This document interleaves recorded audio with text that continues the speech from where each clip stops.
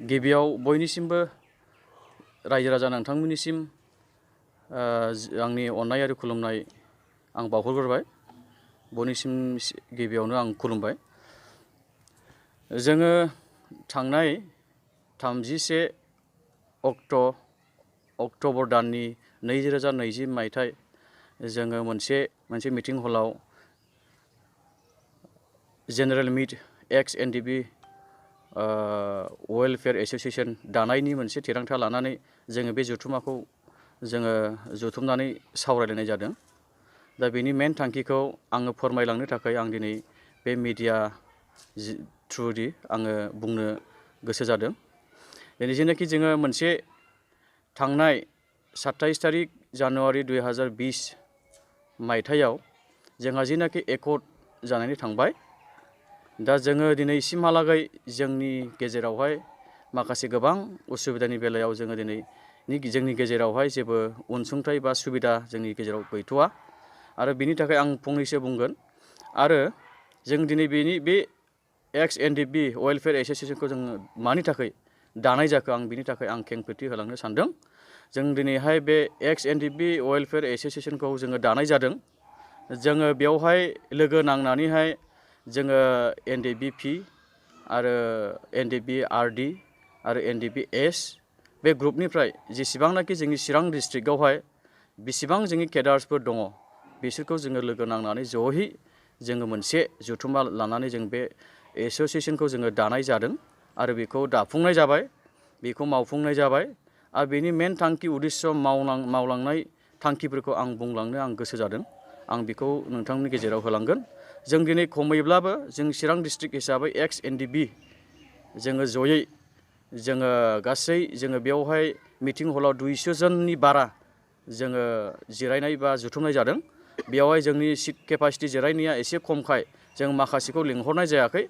जोंनि गेजेरावहाय चिरां डिस्ट्रिक्ट हिसाबै एस आर डि पिखौ लानानै जों जयै मोनसे एनडिबि एक्स हिसाबै जोङो खमैब्लाबो जोङो 600नि बारा जोङो गासै केडार्सफोर बा एक्स एनडिबिफोर जोङो दङ। दा बेजों जयै जोङो लोगो नांनानै जों बे जथुम्माखौ जयै जोङो जथायै जोङो बेखौ सावरायलायनानै बेबायदि जेनेरेल मिट एक्स एनडिबि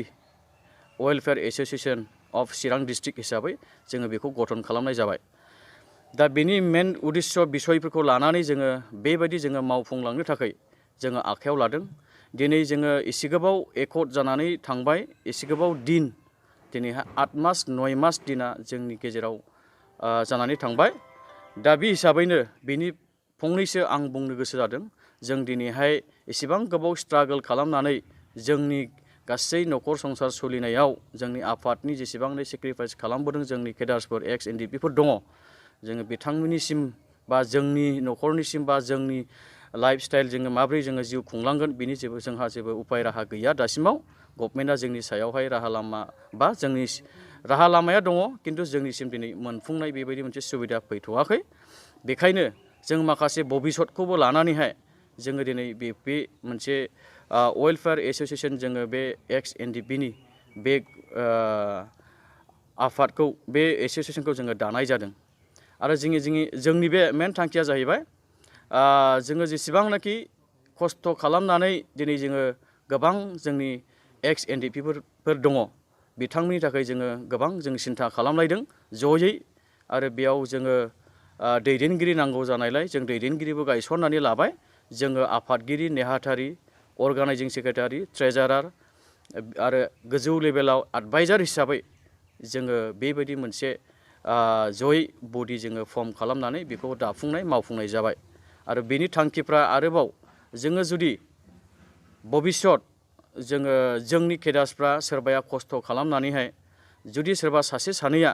माखासे अनसुंथाइ खस्थ' खालामनानैबो सेक्रिफाइस खालामनानैबो जुदि मोनाब्ला गावनि थाखाय मोनसे अनसुंथाइ न'खर संसार सोलिनो थाखाय बिहा सुबिदा जुदि गैयाब्ला बिथांनि थाखायबो जोङो जाहाथे जों सहाय मददखौ जोङो होनो हागोन होननानै जोङो सानदों। एबा जोङो सरकारनिफ्राय जोङो बेखौ दाबि खालामनानै जोङो बिथांनि थाखायबो मोनैनि थाखायबो हयथ' जों बेबायदि मावनो हागोन खोमा होननानै जोङो जयै मोनसे खौसेथि इउनिटिखौ जोङो लाखिनानै जोङो खामानि मावलांनो जोङो थांखि जोङो लादों। आरो बेयाव जोङो बे जोंनि जुथुमनायनि माखासे हाबाफारिया बेनोबाव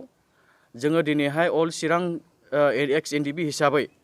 जोङो बेनि जोंनि बिथांखिया बेनो जाहैबाय जों जिनाखि इउपिपिएल दोलो राजनितिक हिसाबै दिनै बिसायख'थि फैगासिनो दङ जोङो बे बिसायख'थिखौ जोङो बबे पार्टिजों जोङो लोब्बा लादों जों बेखौ स्रायै जोङो बुंनो गोसो जादों। जोङो दा फैबाय थानाय बिसायख'थियाव जोङो इउपिपिएल दोलो देरहानायनि सात्तुआव जोङो एक्स एनडिपि हिसाबै जेसेबांनाखि जोंनि बे चिरां डिस्ट्रिक्टआव दङ जोङो इउपिपिएल दोलोखौनो इउपिपिएल राजनितिक हान्जाखौनो जोङो देरहासार जों खालामलांनो थाखाय बा खालामनो थाखाय जोंनि सात्तुआव जोंनि स्ट्रागोल खालामनायनि थाखाय बेबायदि जोङो साननानैहाय आरो जोंनि थाखाय सिन्था खालामगोन आरो खालामनोबो हागोन आरो मावगोन होननानैबो जोङो आसा खालामनानै जोङो इउपिपिएल पार्टि हान्जाखौनो जों दिनैहाय देरहासार जोङो खालामगोन होननानै जोङो बेबायदि मोनसे सिद्धान्त जोङो लादों। जोङो गासिबो जोङो खौसेथि थानानैहाय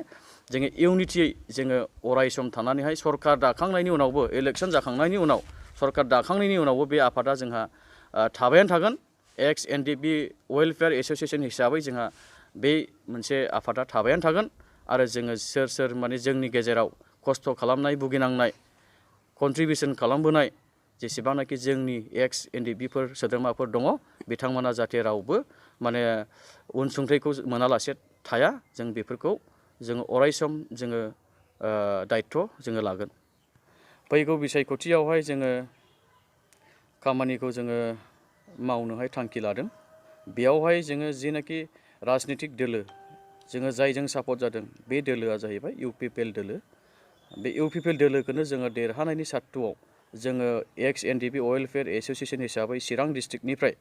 जोङो सापर्ट खालामगोन आरो जोङो देरहाहोगोन आरो देरहानायाबो खाथां आरो देरहागोन आरो गभर्नमेन्टखौबो दानो हाहैगोन। बे एक्स एनडिपि वेलफेयार एस'सियेसन दानायाव जोंनि थाखाय बे आफादखौ बे एस'सियेसनखौ सालायनो थाखाय जोंनि गेजेराव दैदेनगिरि नांगौ जानायखाय जोङो बडि फर्मबो जों खालामदों आरो बेयावहाय बिबानगिरि हिसाबै आफादगिरि हिसाबै आंनो फिलिप नार्जारि आरो बेयाव जेनेरेल सेक्रेटारि हिसाबै अशक नार्जारि बिथां आरो बेयावहाय अर्गानाइजिं हिसाबै रथ' आरो ट्रेजारार हिसाबै जोंहा महत मुसाहारि मोगथां मुसाहारि सार बिथां आरो बेयावहाय लोगोसे जोंनि जेसेबांनाखि आगुनि एक्स एनडिपि दैदेनगिरिफोर दङमोन बेयावहाय बि जायख्लं बिथाङा सासे एडभाइजार आरो आइ डमिनिक बिथाङा सासे एडभाइजार आरो बि रुबु बिथाङा सासे एडभाइजार बिथांमोनानो एडभाइजार हिसाबै दङ। बेयावहाय बे रोखोमै जोङो बडिखौ फर्म खालामदों आरो जोङो बेबायदि दैदेनगिरि नांगौ जानायखाय जोङो बेखौ दाफुंनानै जोङो लादों। बेनि सोमोन्दै जोङो जेबो बुंनो हाया मानो होनोब्ला दिनै जोंनियाव जेबो खबर गैया। जोङो बेखौहायनो सानबाय थादों जोङो मोनोब्ला जोंनि थाखाय गोबां सुबिदा जागौमोन खिन्थु दिनैसिम जोंनि गेजेराव जेसेबांनाखि मोननांगौ मोनसे सुबिदाफोर दंमोन जों बेखौ मोननो हायाखै आरो स्टाइपेन्ड मोननांगौमोन मान्थलि हिसाबै बेखौबो जों मोननो हायाखै। दा बेखायनो जोङो बिनि थाखायबो जोङो गोबां सिन्था सरसा खालामदों। जोङो भबिसत मा जागोन बेखौबो जों सिन्था खालामदों। दा गोजौआव सारमोना मा डिसिसनाव दङ बा मा सावरायदों बेखौ जों खबर लाथ'नाय जायाखै आरो जों दिनैसिमहालागै जों गोबाव सम जाबाय स्टाइपेन्डखौबो जों मोननो हायाखै। गोबां जोंनि सोद्रोमाफ्रा दिनै दुखु खस्थ' न'खर संसार सोलिनायावहाय भुगिनांनानै दङ। जोङो फैगोन समावहाय बिथांखिखौ जोङो लानानै जुदि सुबिदाफोरखौ जोङो मोननो हायाब्ला जोङो गुबुन मोनसे अल्टारनेटिभ जोङो सुबिदाखौ जोङो लागोन बेखौहाय जोङो गोसोआव थिरांथा दङ। नाथाय बेखौ जों माबोरै मावगोन एसेबां आं बुंजोबथ'लिया। जोङो आसा खालामनानै दङ सरकारा जोंनो होगोन आरो बे मोनसे गभर्नमेन्ट जुदि सरकारा जुदि इउपिपिएल हान्जाया जुदि दायोब्ला जोंनि थाखाय बे सुबिदाखौ होनो हागोन आरो होगोनबो। आरो जुदि बेयाव जों सुबिदा मोनाब्ला आरो जों माबा मोनसे अल्टारनेटिभ जोङो मोनसे खायदाखौ जोङो लाहैगोन। बेनि थाखाय खुब दुखित जोङो सिन्था खालामदोंमोन एकर्डनि सिगांनो गासैबो बाहेरायाव फैनो हायो खोमा होननानै। नाथाय गोबां बेले बेजे केसनि दायनि थाखाय जाहोनाव गोबां चार्जसिट गोबां एनआइए केसनि जाहोनाव गासैबो सोद्रोमाफ्रा जोंना बाहेरायाव ओंखारबोनो हायाखिसै। दिनै सुक्ति दिनैहाय एकर्ड जानानै थांबाय मोनसे गोजोन मोनसे गोरोबथा जानानै थांबाय। दा जोङो बेयाव जोबोद दुखु दङ जे जोंनि माखासे मावथि आरो दैदेनगिरिफ्रा जोबथेसालियाव दङ बेखौ जोङो माब्लासिमाव जोङो बख'नो हागोन बेखौ जोङो सिन्था आरो जोङो दुखु बेखायनो बेखौ बख'नो थाखायबो जोंहा मोनसे राजनितिक दोलो जोङो हानजा जों सापर्ट खालामनांगोन बेनिफ्रायसो जोङो माखासे सापर्टखौ लानानै जोङो बेफोरखौ जोङो मावनो हागोन होननानै जोङो सिद्धान्त लादों बेखायनो जोङो बेयावहाय UPPL दोलोआ बे खामानिखौ मावगोन होननानै जों आसा खालामदों आरो बेजोंनो जोङो सापर्ट खालामनानै बे खामानिखौबो जों मावफुंनो हागोन होननानै जों आसा थिदों जोङो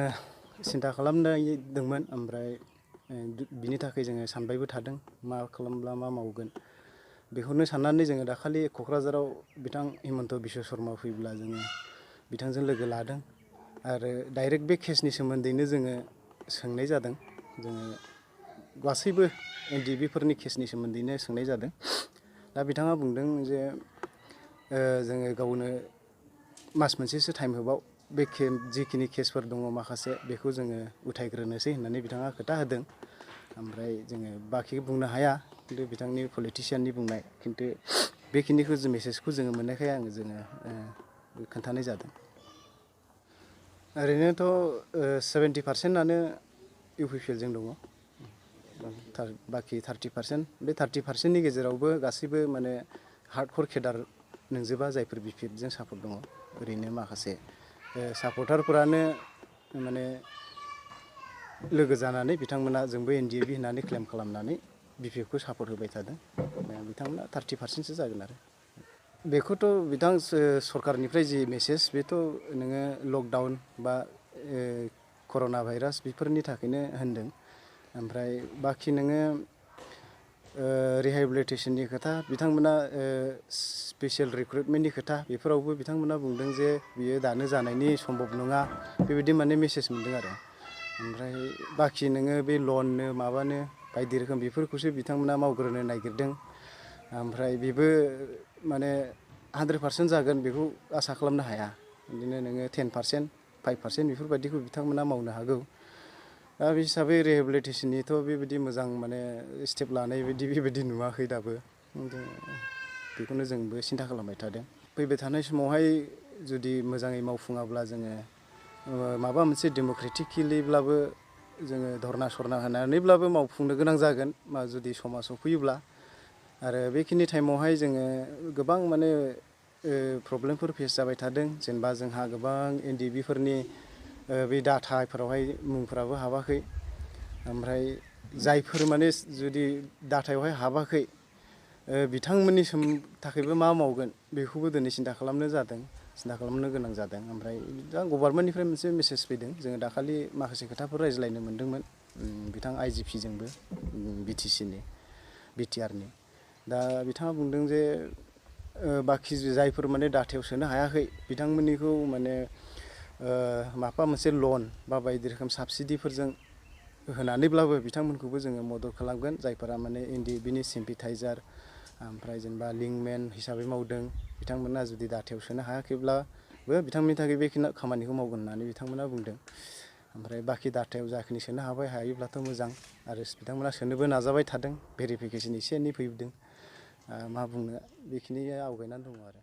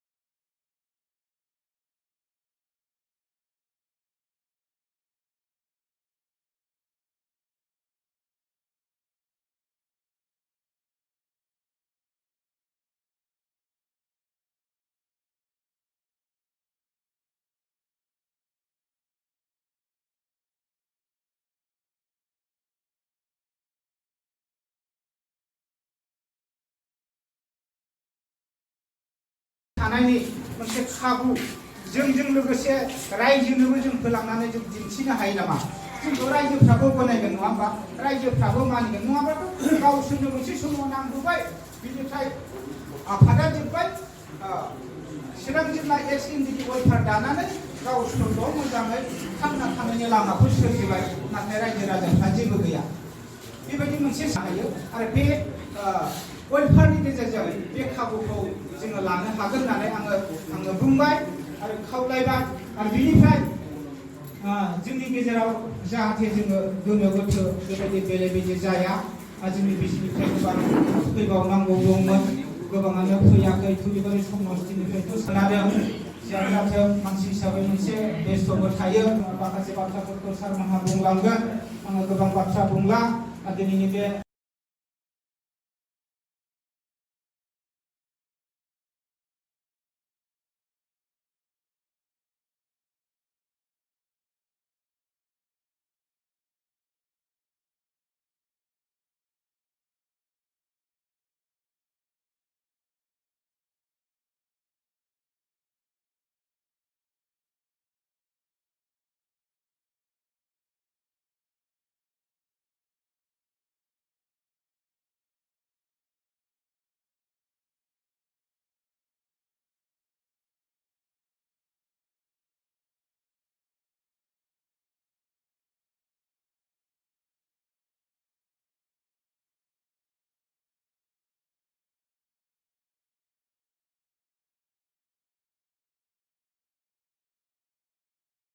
लोगोसे